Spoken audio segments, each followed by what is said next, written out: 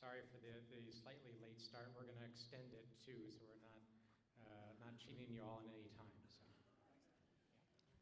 Good evening, everyone. My name is Dr. Andre Bala, and I serve as the proud principal of Smoky Hill High School.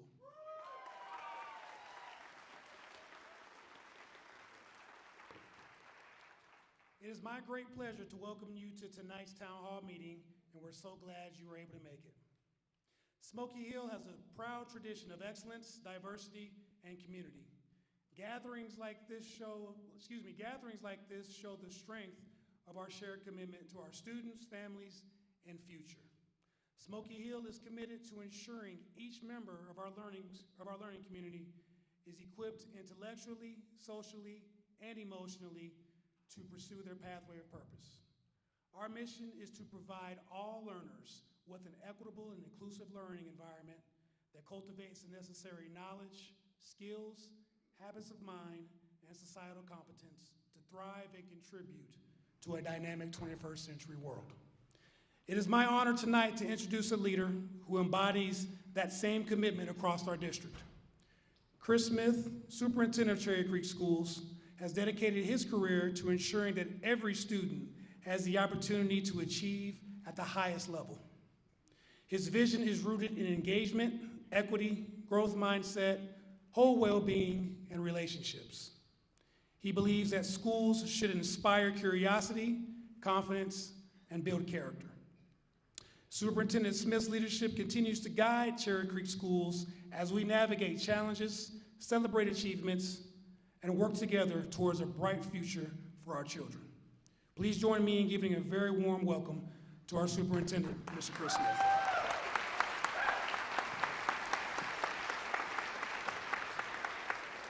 Thank you, Dr. Bala. Thank you for all that you do for the students of Smoky Hill High School and for the Smoky Hill Feeder. I appreciate your leadership as well. So I am super excited for this opportunity with Senator Bennet and Congressman Crow. As Andre said, Dr. Bala said, what we're grounded in Cherry Creek School District is excellence. Pathway of purpose for every single child that comes through the doors of our school district. And the first aspect of that is that our students feel seen, feel heard, and feel safe. So thank you.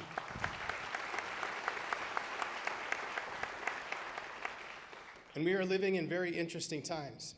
In our conversations, are, it's not new, it's just now. So what do we do now in this moment? What do we do now to ensure that our kids feel safe? And the reason that I'm excited that you are here is because both of you are the epitome of trying to keep our community safe.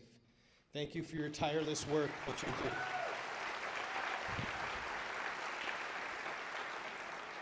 So I'm glad you chose Smoky Hill. I'm glad you chose Cherry Creek. From current superintendent to former superintendent, thank you for all that you do for students, public education. Congressman Crow, thank you for being you. Thank you for our opportunities to visit, for your constant work to ensure that our community, no matter the color of their skin, the languages that they speak, that they belong here, and that they're valued here, and they're appreciated here.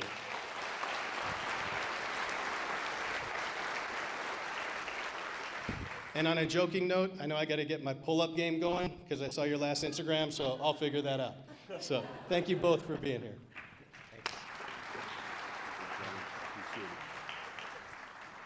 Ms. Jason.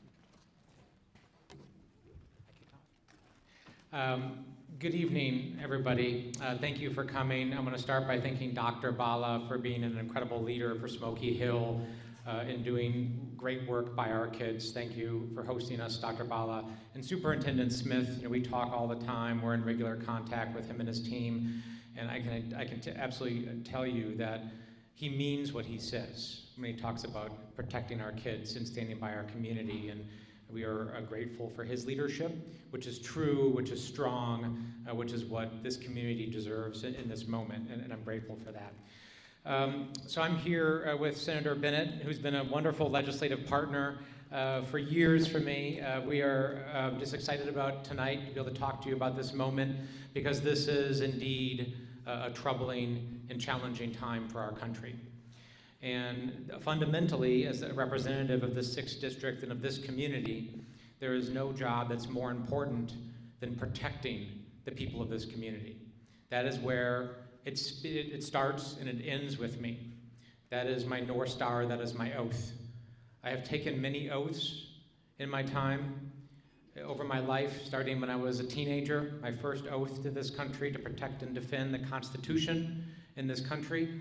I've taken very similar oaths then, and it's a lifetime oath. It's what I think about all the time. How can I defend our children?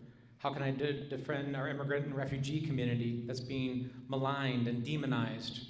How can I defend the entire community against overreach, against attacks on our democracy? How can I make sure that people have access to health care? Because the bill that was passed a little over a month ago by this administration and by the majority in Congress is the worst piece of legislation that we have ever voted on in our time in office. And we're going to talk about that legislation, but it's posing tremendous threat to the lives and the livelihood of hundreds of thousands of people that we represent. And we have great responsibility to do everything possible to fight. And that's what we'll talk about tonight. So thank you, Senator Bennet, if you'd like to say a few words as well. I would. Thank you, Smoky Hill High School. Thank you all for being out here tonight.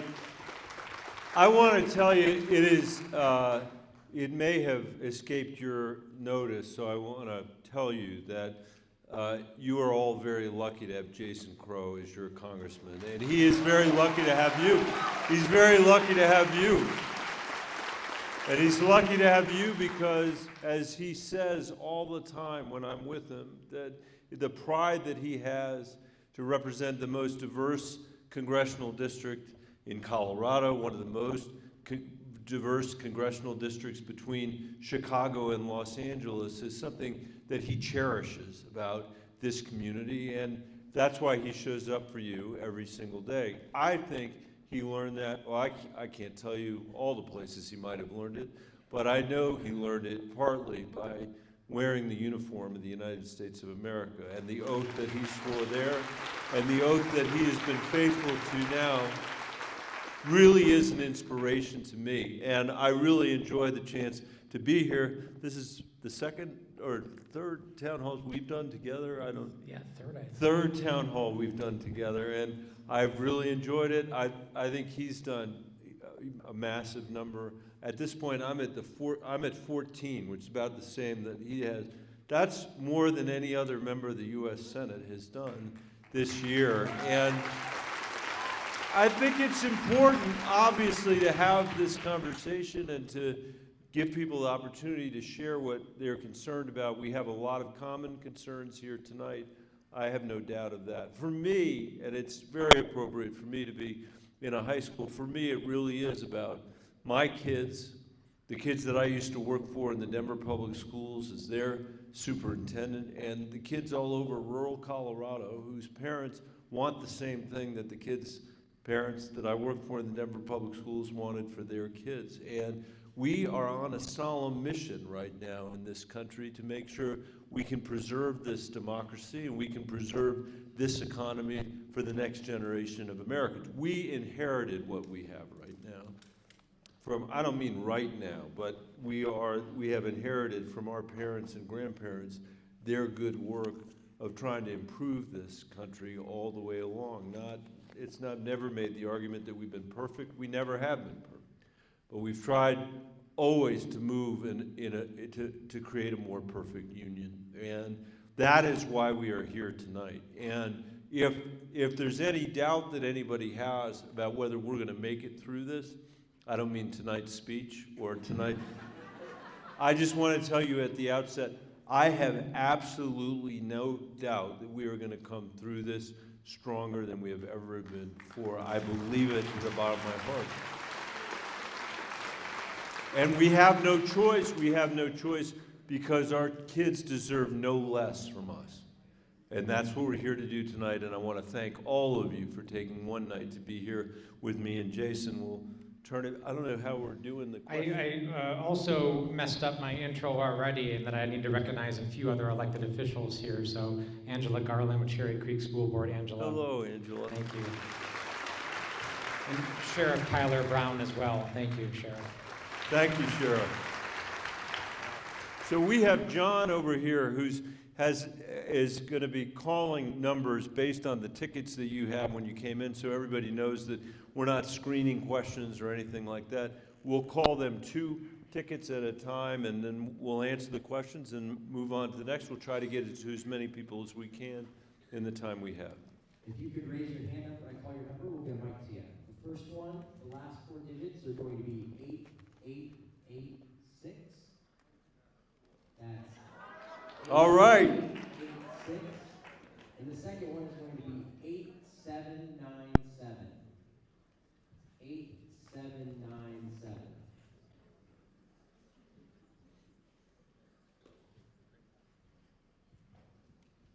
Is it on? Yeah, it's on. We can hear you. Hi. Great. Hey, thank you so much for being here. My name is Jeff Ramsey. I just retired from the military here in December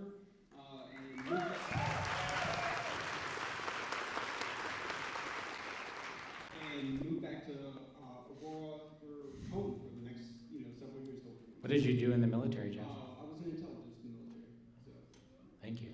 proof that you don't have to be intelligent to be an intelligence. Well, you did better on your entrance exam than I did because they put me in infantry, so. Very well. Maybe that's just a bad choice. So my question to you is, in a growingly divisive political climate, I'm interested to understand how you navigate this concerning landscape. Although you're a Democrat, 35% of your base is Republican. How do you balance your personal political leanings to ensure your constituents across both parties are adequately represented? Thank you. Sure, I'd be happy to start. First of all, let me say something about intelligence. Both Jason and I, in our respective chambers, he in the House and me in the Senate, we're both on the Intelligence Committee, which tells you that there is not intelligence that's related to that word. I thank you for that question. I think it's so important because I think there are people who believe that it's inevitable, that this country is just going to be in a perpetual game of shirts and skins, political, antagonism, and that's not the system we have. It wasn't designed for there to be one side that always wins and one side that always loses. So in theory, you're supposed to know that, even though you might win today, tomorrow you may not win, and you got to preserve something for the next generation. I can tell you what I do. I do not wake up in the morning believing that I have a monopoly on wisdom, or that anybody is going to agree with me, agree with me. The worst decisions I make are the ones I make alone in my house, in my basement, without consulting with somebody else. And even if I just talk to my 3 daughters, I'm going to make 1,000 times better decision than I do with myself, much less somebody who doesn't come from my background, doesn't come from my political party, doesn't have the same perspective. And that's how we're supposed to create the wisdom of a democracy. When the founders created this republic, they created it knowing what a society looked like where everybody agreed with each other. The only human societies where people agree with each other are totalitarian societies where there's somebody to tell you what to think, right? In this society, the point is not your wisdom or my wisdom, it's the wisdom we create when we clash, when we have a disagreement. When I talk to that 35% of Republicans or the 35% of Democrats that I have a disagreement with, and out of that, in a free society, in a free country with freedom of speech and the freedom of the press, we're supposed to create a more imaginative solution than anybody would come up with on their own. And I'll just finish by saying the best example of that I've seen in the time that I've been in the Senate was the Gang of 8 immigration bill that we passed in 2013 that was the work of 4 Democrats and 4 Republicans. John McCain was the leader of the Republicans. I was one of the 4 Democrats. We got 68 votes in the Senate. Unfortunately, the Freedom Caucus in the House of Representatives killed it. And I think the entire future of the country would have been different if we had passed that piece of legislation. Certainly Aurora would feel better about where things are today. So there are some thoughts about the importance of agreeing, of listening to people that disagree with you.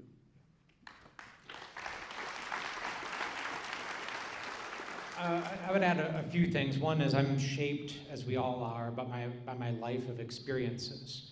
And a couple of those that are really fundamental to the way that I work as a political leader now and a legislator is that, I grew up in a very conservative family. Many of the people that I love in my immediate family are people that I disagree with vehemently on politics. But I still love them. I still try to find common ground. I still try to meet them. And I'm sure there's a lot of people in this room who are in a similar position, right? That you learn that people are complicated and people are motivated by a lot of different reasons. And that's never an excuse, by the way, to be firm and to combat bigotry, racism, misogyny. Those things we must always be firm on and always fight with moral clarity. But there's a lot of other reasons that motivate people. And you have to understand that by spending time with them. The second frame is the frame in the military, Jeff, just like you did, right? Where we served in this melting pot.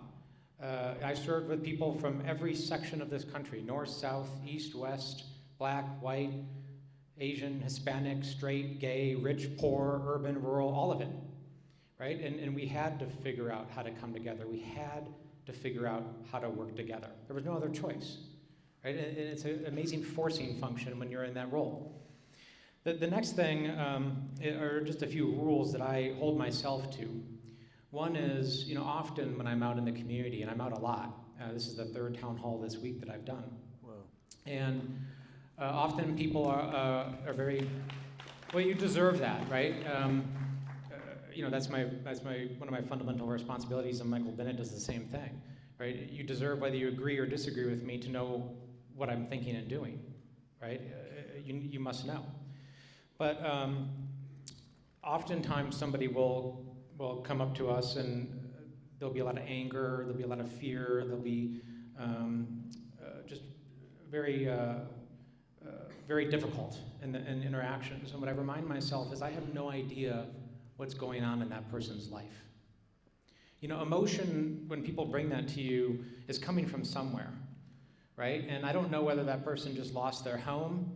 I don't know whether they have a loved one dying of cancer. I don't know whether they're losing their job. People are struggling, and you more often than not don't know what those struggles are. So a little bit of empathy and compassion goes a long way in trying to meet people where they are and try to understand them instead of trying to fight all the time. And again, there is a time to fight, there's no doubt about that. But there's also a time to try to get together and meet each other. The next is pragmatism, and Senator Bennet just talked about that as well. I take the view, as does he, that in an environment where it's so often all or nothing, my way or the highway, well, if people take that view in Washington, then what everybody gets is nothing. Everybody gets nothing. And getting nothing is just not an option because people rely on us to deliver and to do important things. Things need to happen. Government needs to function. That compromise, being an ugly word too often, is, I think, a problem, and it's led to a lot of this paralysis that we see. So pragmatism and finding opportunities for collaboration and working together is really important. And that's not exclusive to also fighting when you need to, right? You need to be good enough and smart enough as a leader to know when to fight and when to be firm and resolute, and when there's an opportunity to build and work together. And that is, the goal that we bring to Washington.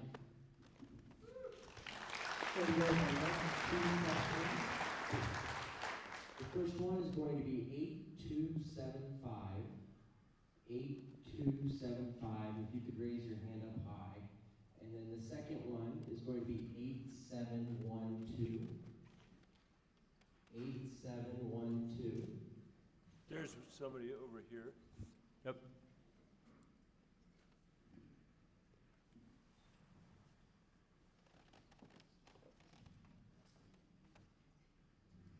Hello, my name is Nabrisa Khan. I'm a computer scientist specializing in AI. My question is, what is being done to increase federal investment in fundamental computer science and AI research, especially in areas related to interpretability, which is how the AI works? safety and responsible deployment, especially in domains such as credit, employment, healthcare, etc. We doing 2 questions or just 1? We can take one. Okay. Go ahead. All right. Yeah, so a few things on AI. One is we're not remotely ready for it as a society. It can be a very important tool, and there's a lot of important components of it. It can help us diagnose disease. It can help advance medicine. It can help with efficiencies in business and government. But there's a lot of things that we're just not ready at all, and there's zero regulation and oversight, right? Deep fakes, which is something that Michael and I on the Intelligence Committee are gravely worried about, and what these are is this AI-generated content that actually looks like me, it could look like me sitting up here, that you can tell no difference to the naked eye, saying completely different stuff, and then it goes online, right? There's zero regulation and law in the United States to prevent that from happening. Which is a big problem. There's only 2 countries in the world that actually have any laws that are geared towards preventing deepfakes in their political system. The second is we're facing what I think is one of the greatest workforce displacements in history. Coming up, a lot of estimates show that anywhere from 10 to 20% of our workforce could be displaced by AI. And that massive change, we haven't seen anything like that since the Industrial Revolution. Could cause major upheaval, and we have to get ready for that retraining, that reskilling, that transition for a lot of folks. The third is the application in defense and national security, where we have adversaries that have no rules that they abide by in the use of AI and targeting and warfare, and the implications are grave for that. There are no conventions, there are no treaties that govern that, and the dangers are magnifying and compounding yearly. Without that. So I'd like to see some leadership by the United States to bring the great powers of the world together and say, we all should benefit by a convention or a treaty of some nature to establish some guardrails against it. On the investment front,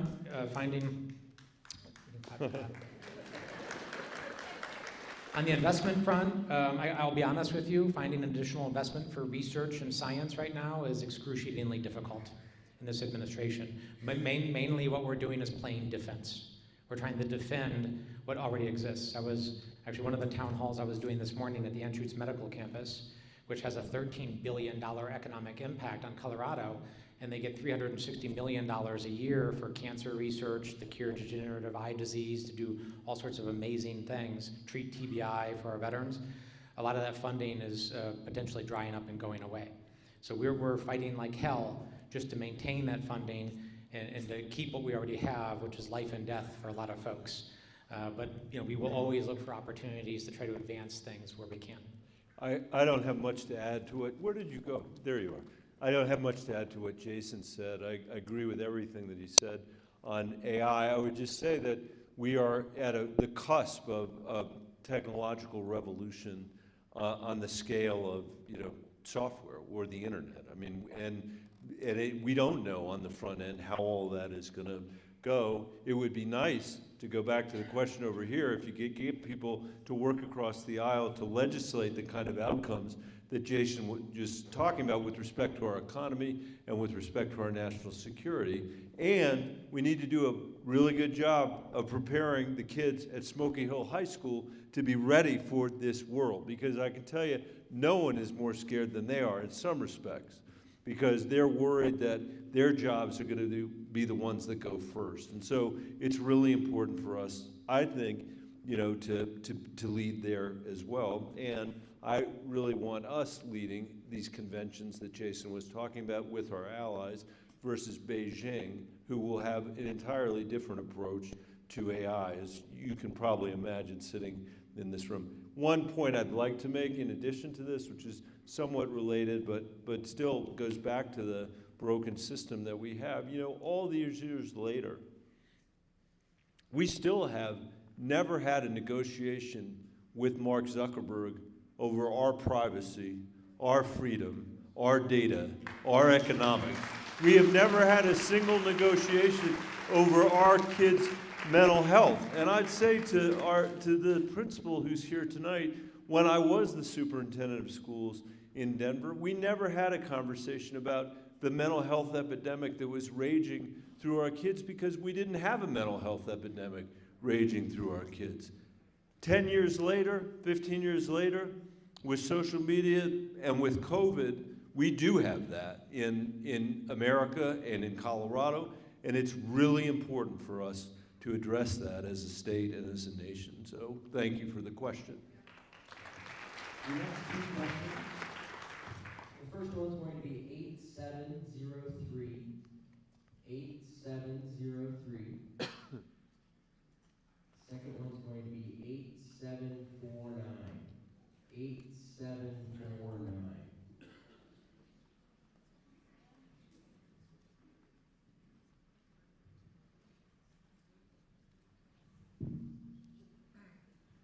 Hello, my name is Jim Hopkins. I'm a retired veterinarian, and I have done quite a lot of research, because I am retired, on Project 2025. And I watch it unfold almost nightly when I hear stuff going on that this president does and that this administration does. Most recently, I'm very concerned about the attitude that with the stroke of a pen, someone can say, we're not going to have mail-in ballots anymore. Or issues like that. It does not seem American. It seems, of course, totalitarian. And I guess kind of a second question, if I could, should we be getting ready to see military on our streets because this president has issues with Aurora? Why don't you take that one? Yeah, go ahead. And while we're getting ready to answer this question, we see the other gentleman who was also, we need to get that gentleman a mic as well. Let me start with the military piece of that, which of course is pretty personal to me. The abuse of the military by this president has been astonishing, and I think will only continue to get worse. And I hate to see the military, the service members that I spend so much of my life working to protect and to enhance their quality of life and get them the training that they deserve and the support they deserve, being treated like this and being put into these positions. But this president very clearly wants to use shows of force, right? It's less about security in any one situation, because in almost all these instances, it was not asked for by the mayors, it was not asked for by the governors, it was not asked for by the local communities, nor has there been any coordination with the local communities, as you expect with an operation like that, as you require with an operation like that. It's meant to show his what he believes to be his strength and his control and assert his authority, which is a very disturbing playbook. So as a member of the Armed Services Committee, I'm working with as many of my colleagues as possible to look at how can we put some guardrails in place and restrict abuse of our military and use of our military in that manner. And I also think, this is my request to all of you, please, let's be very careful about how we talk about this. And we talk about it in terms of the president's abuse of the military, and let's not make this harder for our service members who in so many cases are being put in just untenable situations. It's important, I think, that we show support when that's merited and justified, and we lay the blame where it belongs, which is on this commander-in-chief who personally just doesn't even understand service. This is fundamentally what it is about. This man has a long history of maligning service members, right? He calls us suckers and losers. He wouldn't show up to a American cemetery because it was raining, right? He abused the military and misused it on a parade on his birthday, right? He will always do this, which is why we have to call it out whenever it happens, and why we have to do everything possible as legislators to oversee it, do oversight, but also put guardrails in place and prevent it through the appropriations and the legislative process as much as possible. Did you, what happened on this? Did it rain or there was like, nobody came? It didn't rain, not many people I came, can't remember, apparently. but nobody showed up. You should remember that. I've heard it was one of the smaller parades It was ever. tiny. That parade was really small. Very small. Very small parade. And along these lines, you know, we've seen this from day one. I mean, I got calls when Pete Hegseth was nominated to be the Secretary of Defense. I know. So I'm getting calls from people, Republicans and Democrats, and a lot of people who have served, you know, who are saying, don't these guys know their constitutional duty? How can they possibly, in the Senate, vote for this guy? And of course, the president put him on the floor, President Trump put him on the floor. It was the very first vote to confirm anybody was this guy, this talk show host, to be the Secretary of Defense, arguably the hardest job of any job in the United States. And they all voted for him, almost all of them voted for him. And it had nothing to do with his qualifications. It was a test of the president's power. It was a test so he could show that he was running not a political party really, but a cult of personality, where people would vote for somebody who was so clearly unqualified. If you would vote for Pete Hegseth to be Secretary of Defense, you surely would do anything he asked you to do. The question's going to be, what are the limits? And we need to find ways to work with the other side, as Jason said, as he's beginning to do in the House, and we're doing in the Senate. You know, these tariffs, which have been killing small businesses all over Colorado and all over the country, a lot of them in rural parts, or Republican parts of the state. We now have bipartisan legislation in the Senate. I was the second, actually, believe it or not. Mitch McConnell and I signed up on the same day. I know, don't tell my mom. But we signed up on the same day, and it hasn't passed yet, but the message we're sending is you can't unilaterally do this stuff without Congress agreeing. This week, there are members of the Appropriations Committee, as Jason said, in the Senate, that are going to pass language in the appropriations bills. They're going to state the obvious, which is the President of the United States doesn't get to unilaterally decide how money is spent. That is decided by Congress.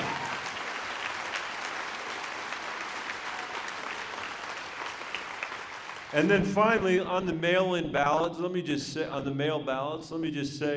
that that's one of the things Donald Trump has proposed that is so deeply unpopular with the American people. I guarantee you there is no way he's going to be able to take those away.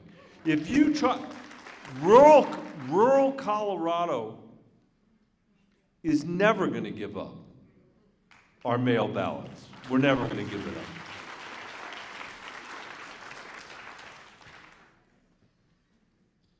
Hello, thank you all for being here. Thank you. My name is Gary Wagner. I'm a retired botanist from the National Park Service and with U.S. Geological.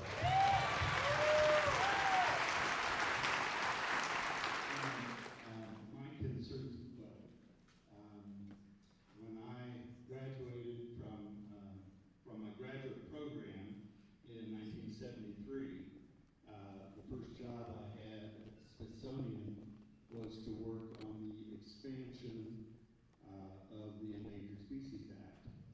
And I have a lot of parental pride, I guess you could say, with that, a genuine concern for natural resources, botanical, zoological, what have you. And I'm very concerned about the attacks that have been leveled on the Endangered Species Act and also public lands in general, general habitat, environmental conservation, environmental protection. And I'm just curious, I'm nervous about what's going on in Congress. And of course, then rubber stamp to the presidency. But what's your outlook on our environmental protection issues in the country? Thank you. Sure. Couple things. One, this is going to be a rough time environmentally in America. It's going to be rough. I mean, we went from having passed the most significant climate legislation that any government on planet Earth had passed, the Inflation Reduction Act, to having all of it stripped away by Donald Trump. And, you know, a lot of that is critically important to Colorado. Where did you go? The botanist, did you run out of here? No. No, sit. No, sit. Take a rest. And by the way, thank you for your federal service. I should have started by saying that. But you know, we live in a country where the vast majority of people believe climate change is real and we need to deal with it. And most people, almost everybody, not everybody, but almost everybody, understands that our kids are going to hang us by our fingernails and our thumbs if we don't address climate change. And Donald Trump is running an energy policy that is no more creative than Sarah Palin's drill, baby, drill. In fact, that's what he said when we were there the day that he was inaugurated. He declared an energy emergency the day that, the year that the United States of America was producing more oil than we had ever produced. So it's a fantasy, but he is doing all of this in service of the oil and gas industry, and we are going to have to fight back on this. I happen to think that Colorado can lead all 50 states on climate policy. I think that in this moment when Donald Trump is moving in that direction, we can tell the rest of the country Colorado is a place you're going to be able to look to as a shining example on climate change and energy. So, And Michael's being modest here, but the big ugly bill that was passed in July did many terrible things, but one terrible thing that it didn't do was sell off our public lands. And that's because Michael Bennet and John Hickenlooper stopped it. Thank you. Jason did it too. Thank you. It was in the bill, and they got it pulled out of the bill, so Yeah. that was a victory. You know, broadly, and thank you for your service as well, this war on government and civil servants.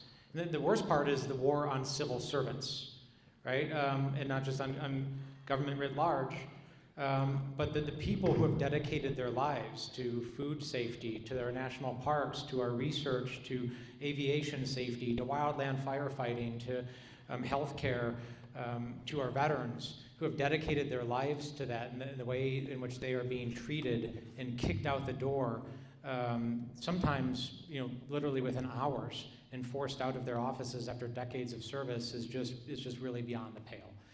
And you know, everybody here knows that there are many ways in which our government needs to be reformed. Right? There are things that run too slowly, things that aren't efficient, things that haven't been updated in decades. In fact, it's our civil servants who actually know that the best in many cases, that actually want reform and want things to be streamlined so you can do your jobs better and quicker, so that they're on board with these reforms. But this administration conflates the two and says, hey, because things need to work better and we need to have reform, we're just going to throw everything out. And the danger that's being posed to Americans on all those fronts that I just listed, from wildland firefighting to aviation safety to inspections, it's going to get worse, and there's going to be severe consequences for folks because we are getting rid of some of our most talented and important people in this country.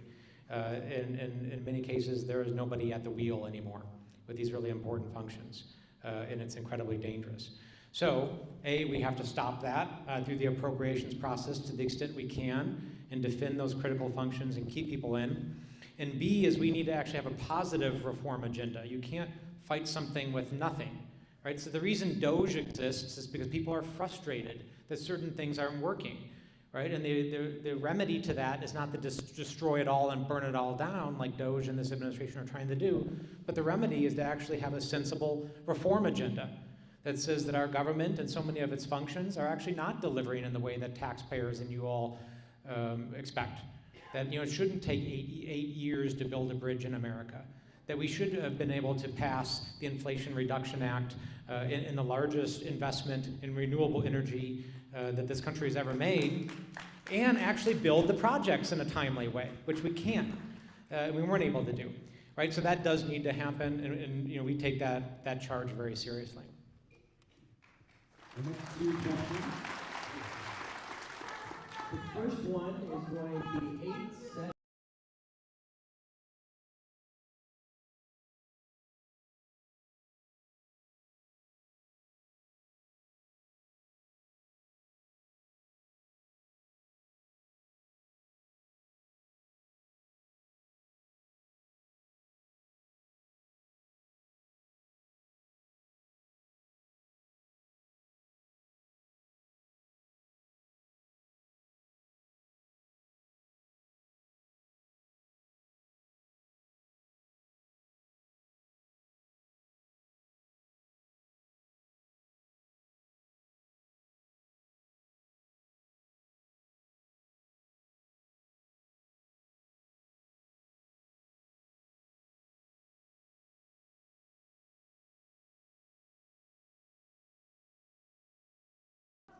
Thank you.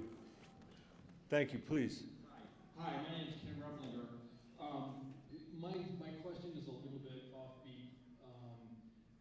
Is anybody looking at the deficit problem with Social Security that the trust fund is they've already predicted, I think we've got 10 years before the trust fund goes belly up.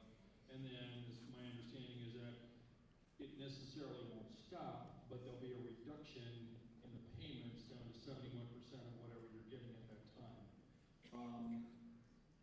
I guess, and from what everybody's been saying here tonight, it's just like, again, it's just like, how do we bridge the gap to actually get somebody from the other side to talk to us? Can I take? Yeah. Yeah. Well, So- I mean, first of all, can we just say that, like, No, go this administration has been very clear that their intent is actually try to privatize Social Security. That's literally what Scott Bessent said, and I've learned to take their word for it, right, which would be disastrous. That's your money. You've earned it. You've worked for it. And that is something that we'll have to defend against. Yeah. I was just going to say that I think raising the cap is a solution to this problem that we should certainly consider. And I also will say, just like Jason was talking about the need to modernize government, which I strongly believe, you know, I think there's a lot about our K-12 system that we need to bring into the 21st century urgently. A lot of it was designed in the 17th century. Our kids are living in the 21st century. Not at Smoky Hill High School, they're living in the 23rd century. But you know what I'm saying, General. But just like we have to have an agenda there, I also think we need an agenda that is fiscally responsible too. You know, when I look at the amount of debt that has been put on the balance sheet of this country, and ask, what have we bought for it? And think about the fact that our income inequality has actually grown. Our wealth inequality has actually grown.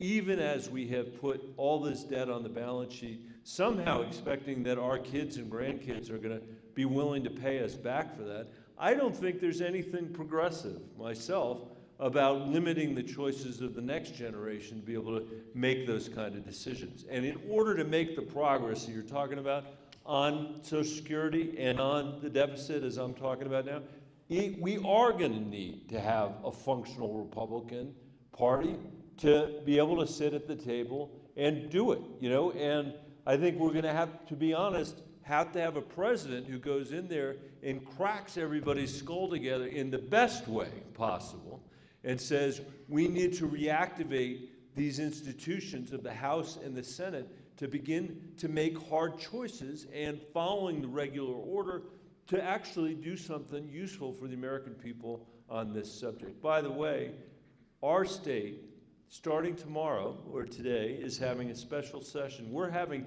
to, have a balanced budget after Jared Polis. A surplus. The state has a surplus. A surplus, but they already cut $1 billion out. Now they're going to have to cut another $1 billion too, because the Republican members of our congressional delegation supported this terrible bill, and in supporting that bill, added $3 trillion of debt to the balance sheet just to give the richest people in America tax cuts. It's crazy. The state of Colorado was actually going to run a surplus, and you all were going to get Tabor refund checks. And you no longer will, because we're one of, I think it's 5 states in the country that tie our fiscal policy to the federal government. So automatically, with the passage of the big ugly bill, it changed our economics fundamentally and went from a surplus and a balanced budget to $1 billion deficit. And it's important to make that point to your neighbors, by the way, what Jason just said, and also to point out that these cuts to Medicaid that are going to demolish our rural hospitals and our rural health centers, those are also going to be deeply unpopular when the American people see the result. And we need to remind people where it came from, which was Donald Trump's terrible piece of legislation. Uh-oh, a Navy guy. Navy guy, one of those. I'm Roger Meyer, I'm a retired banker, and my question is pretty simple. I think one of the most corrosive things that's happened with, and that has precipitated a lot of what's funded and helped a lot of what's going on right now, is Citizens United. Oh. Yeah. And where did Citizens United come from? It came from the Supreme Court. And look at that Supreme Court that we have now. Whom are they marching with? Are they marching with us or with the orange painted monster? So I guess I'd like to say, how are we addressing this Citizens United and Supreme Court? It is, I think every member of Congress should actually have what I call the magic wand answer, and that is if you had a wand and you could wave it and change one thing, and then you're done, you have to go do something else. You just had one shot, what would it be? And it would be campaign finance reform and gerrymandering for me. Because I'm adamant about gun violence, I'm adamant about environmental protections, I'm adamant about health care, I'm adamant, but we're not doing big things on any of those, even though they are overwhelmingly supported by the American people because of our perverse campaign finance system. And actually, you have on the stage the members of Congress from Colorado who have dedicated not to take corporate PAC money. The 2 of us are the members that don't do it. So that's part of, there's a lot of things that your members of Congress can actually just do, right? Like publicly announce your meeting schedule, not take corporate PAC money, commitments to transparency that members can do, number 1. But the gerrymandering question is also a tough one because we're facing that right now. I have, for all my time in Congress, been adamant about trying to prevent this because it has perverted our system so fundamentally. We're now at a point where there's less than 40 truly competitive districts in the House of Representatives. That's less than 10% of the House is truly competitive. You have deep red and you have deep blue districts. And what happens is there's zero incentive to collaborate. There's zero incentive in those districts to work together and compromise, and that's where you get the nothing that I talked about earlier. Right? So if we actually had nonpartisan redistricting, that would solve that. Obviously, that needs to be done nationally, because I'm not going to sit here with both hands tied behind my back while this president assaults our democracy and tries to destroy our government. I'm not about unilateral disarmament right now. Right? But that's why, if we're in the position again of changing this, there needs to be a federal, that's what I think should be our H.R. 1, that secures voting rights, that ends gerrymandering, that reforms our campaign finance reform system and goes to the root causes of what has brought us to this moment. And that's what I will fight for. I couldn't have said it better. And I was the first member of the House or the Senate to file a bill, to introduce a bill that would ban political gerrymandering in the United States of America. And today we're in a position where Trump is forcing, people to do what they're doing, or they're making choices to do what they're doing. And we can't take a knife to a gunfight like Jason said, and that's really, really important. It is going to be important someday for us to resurrect our political system so that it actually works, because at the end of this process, the reason why this gerrymandering is so poisonous is not just that it's about the partisanship that was discussed earlier. It's about the fact that politicians will then be the ones that decide who their constituents are, rather than the people picking who the politicians are. That is a complete inversion of the way this system is supposed to work. And on Citizens United, let me just say a couple things. One, years ago, I never have passed that bill. Here's another one.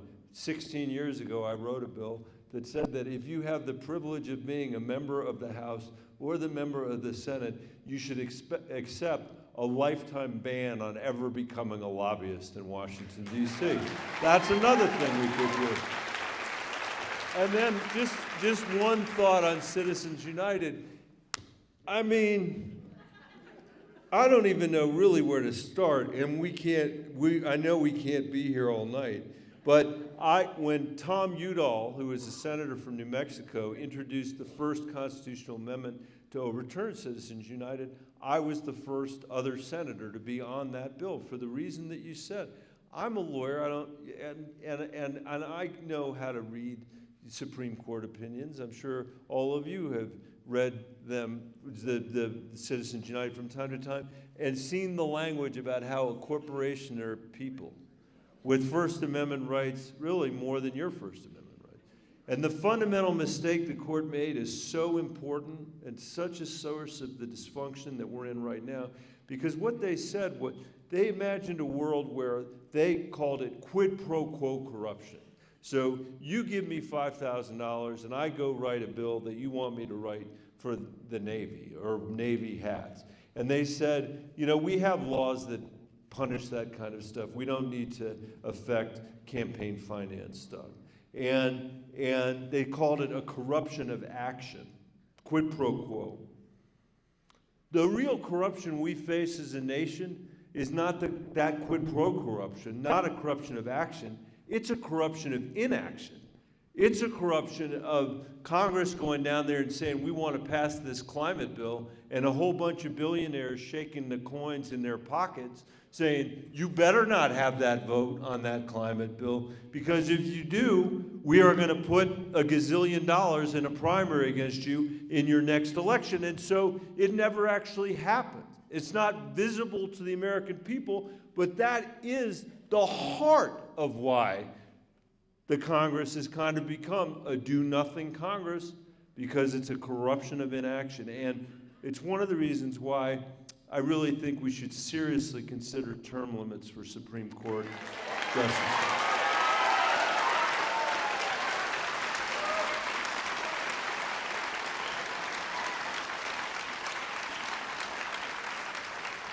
I think we will take the last two questions.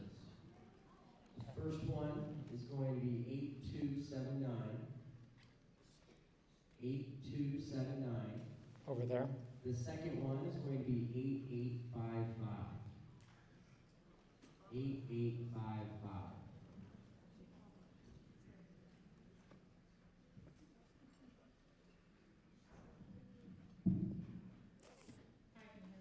We can hear you. We can yes. hear you. Hi, my name is Beth Turner, and I'm a semi-retired attorney.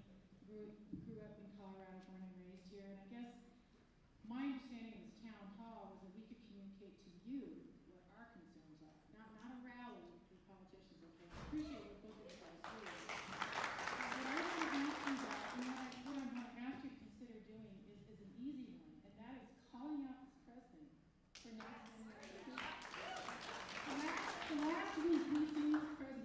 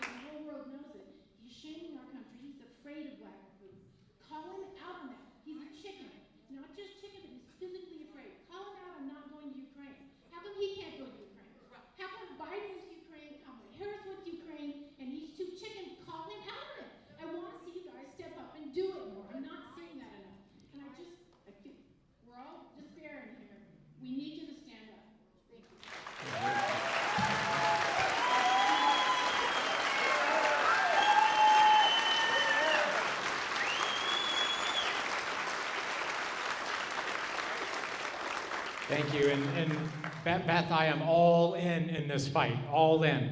And we'll make sure you have, you're signed up for all of our communications. I'm on national TV all the time. I'm on Fox News all the time. I'm on podcasts all the time. I'm doing town halls all the time. I'm showing up everywhere, anywhere, and I'm calling it out, and I'm taking the fight to them because I will not be afraid. I will not be intimidated. I will fight for you and with you. And that is my promise. I know Michael is with me too. I am. Thank you. You know, I appreciate it when people say, thank you very much. I saw you ripping Bobby Kennedy's face off. Thank you very much. I saw you ripping Tulsi Gabbard's face off. Thank you very much. I saw you fighting for Ukraine aid, which has been a signature part of my service in the United States Senate. But I also appreciate it when people say, you need to do more, you need to do more. We all need to do everything we can do. So thank you all for being here tonight, and thank you for your comments.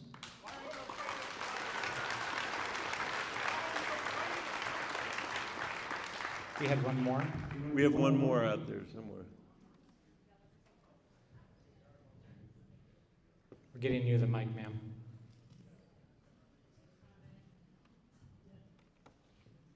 How do you feel about Fox's bid to buy? Terrible.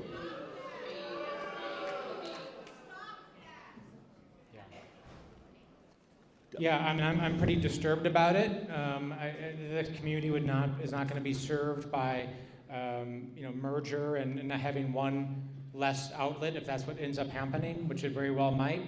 We've seen local newspapers go away. We've seen local media go away. We've seen, we actually see MSNBC being spun out from NBC, right? And that's because NBC is afraid of this administration. And they don't want the liability of MSNBC, so they're trying to insulate themselves, right? So you see media organizations starting to fall and to merge and to capitulate to the fear, and I'm extremely disturbed by that trend. Because so much of what we're trying to do is we need to get information out. This is an information battle, an information war. And Donald Trump and those around him lie constantly, and they try to intimidate folks. And our job is to get that information out there and to push back fiercely by it. And every time there are fewer media outlets and you see things happening like that, it makes it that much harder to do. It's a very disturbing trend, but it reinforces the need for all of us to continue to do more, because if these things can continue to happen, what's going to be more important is our community outreach. It's going to be our involvement in civic organizations. It's going to be our involvement in school boards. It's going to be our involvement showing up everywhere we can in voicing our fears, voicing our strength, and showing what we believe in and what we're not going to put up with. I think that consolidation is not good. It's one more nail in the coffin of the free press in this country. And if you ask me, one of the things I'm really worried about, it's the fact that we no longer rely on the same journalism in this country anymore to make the decisions that we have to face. There was a time when we would have all gone home tonight and watched the local news for half an hour and watched some version of Walter Cronkite for half an hour. And that was a world, it had imperfections, but one of them was not that you would have a president who was saying that he was going to make Canada the 51st state, or, you could go down the list, take away mail voting, or do and that is a big problem that we've got. And you've got a situation where the right wing has been able to grab this digital landscape in a way and dominate it. That's part of the reason why Trump was elected. And we are going to have to figure out how to communicate through that and make sure that we do have, as Jason was saying, a shared understanding of the work we have to do together. And that's going to be critical for us to be able to get past the reactionary period we're in today into what ordinarily would be, and I think will be, the long progressive period that comes at the back end of this. All right, Michael, we'd like to, Yeah. we want to do you have time for one more question? or Whatever close you it want out? to do. Okay. This is your neighborhood. All right, let's do one. We want to do one more? Okay. This one's going to be 8269. 8269.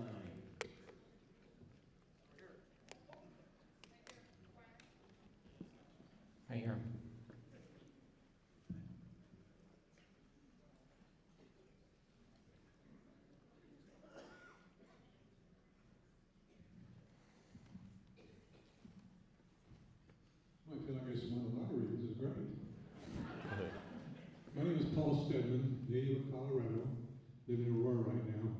I've lived on this earth for 72 years now, and gone through a lot of administrations, one by Republicans, one by Democrats, and I've never ever felt that our country was in jeopardy of losing democracy. And I think that there's just been too many.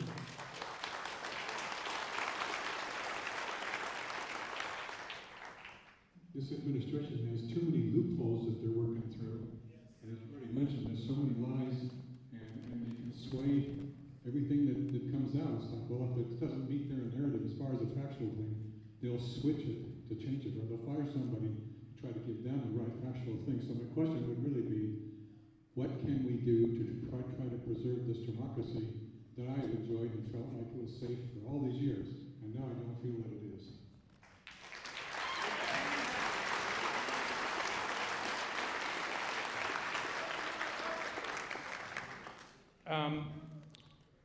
I think we are all feeling that way. I am certainly feeling that way as well. That certain things that we grew up taking for granted, thinking that would be just inevitable and self-perpetuating, are not any longer.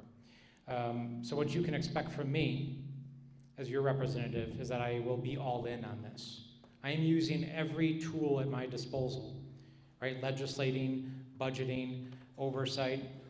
One example of that is I take my role as a member of Congress doing oversight of the federal facilities and functions in Colorado extremely seriously. And I've made a centerpiece of that my oversight of the ICE Detention Center in Aurora, which my staff and I have visited over 60 times in the last 6 years. And the administration recently enacted policies to blockade and to impede our oversight. So you know what I did? I sued the administration.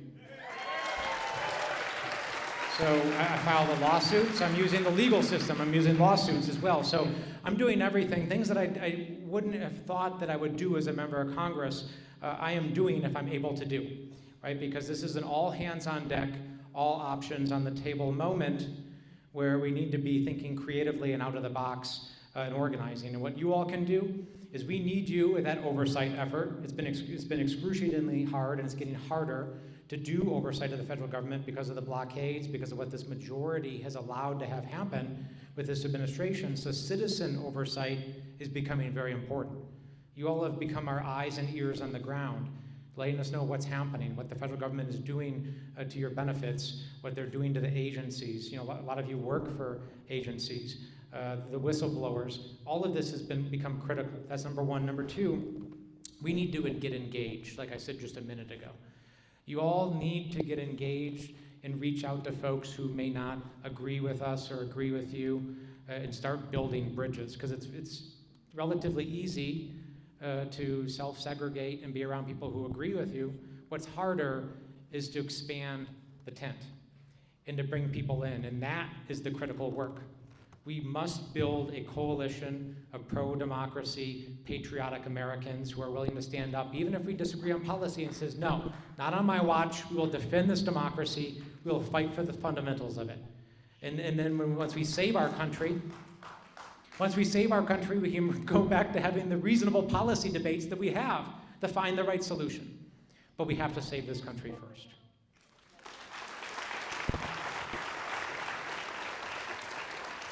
I agree with all that. I mean, I also think it is really important for us not to transmit a view, you or not, transmit a view to our kids that this is fatal. You know, this is a serious moment. Yeah, I'm sorry? It has what? No, this is fatal. That this is fatal. Well, I want to talk about that with you then for a minute. And that there's no hope. And that this is, excuse me? That's simply not true. That is a ridiculous statement. That is a ridiculous statement. That is not true. That is not true. Could I answer your question, please? To go back. Thank you. Thank you. Thank you. I appreciate it. I'm sorry about that. I want to go, I think this is so critically important. so critically important, because you talked about the country we grew up in, the country you grew up in. You've never been more scared about this democracy. I've never been more scared about this democracy in my life. I can't believe that we are in the position that we are in today, and this is a moment where it is going to be all hands on deck. There is nobody riding to our rescue. Nobody is riding to our rescue. We have to fulfill the responsibility that Jason just so eloquently described, but all of us need to do it as well. And one of the things we have to do is not give in to the idea that we've lost already. We have not lost already. My friend, the botanist back there, are you still there? He talked about public lands, and Jason was nice enough to talk about the work that I had done to get Mike Lee's nonsense out of that bill that would have begun to sell off the public lands of this country. Why was that so important to me? That was so important to me because we fought so hard in the last administration to make Camp Hale part of the a national monument. That is an amazing Colorado story that is about the 10th Mountain Division and those guys that trained there for 3 years to go to Europe, to go to Northern Italy and fight fascism and defeat Hitler and then come back, and they founded our ski resorts. And everybody knows that Colorado story. And Joe Biden flew out and made it his first national monument. Here's a story people don't know as well. There are probably some people here who do. And that's the story of another camp in Colorado that was built exactly at the same time as Camp Hale. And that was Camp Amache on the eastern plains of Colorado. Same fight against tyranny, same fight against fascism, same fight against dictatorship. And in that camp, there were 12,000 Japanese Americans who were locked up in the name of protecting the Constitution of the United States. And while there were people in that place, locked up in that place, some of them said, you know what, we're going to send our kids to fight fascism in Europe anyway. And they did. That's an amazing thing. Some of those people said, as long as we're locked up in here, we're not going to send our kids to fight fascism in Europe. That was a patriotic decision that we made, that they made. And we know how that, in the end, turned out. And as long as people like John Lewis, you know, our former colleague in the House, were willing to subject their skulls to the billy clubs on the Edmund Pettus Bridge for the sake of our democracy, then we can't give up at this early moment in this process. There is no one in this room who has any reason to think this country is more corrupt than John Lewis did when John Lewis did what he did on the Edmund Pettus Bridge. So what I would say is, in addition to everything that Jason said, we ought to turn the cable television off. That would be helpful to all of our mental health. We ought to find a way to read to a student at Smoky Hill High School or at the middle school here who I think could desperately use the help, or find a senior citizen who's stuck in some place and doesn't have anybody, or maybe turn off their cable TV so they don't have to watch it. But I'm serious, we can't let Trump take us away from those acts of important acts of kindness in our community. And we have to fight like hell between now and the end of this, but then after it's over, we have to get back to the business of rebuilding that country that you're talking about. And if we show up, which we will, you're here tonight, I have no doubt that we're going to win this battle. We're going to win this battle. Thank you all. Thank you for coming tonight. Thanks for being here. Good to see you. Thanks for being here.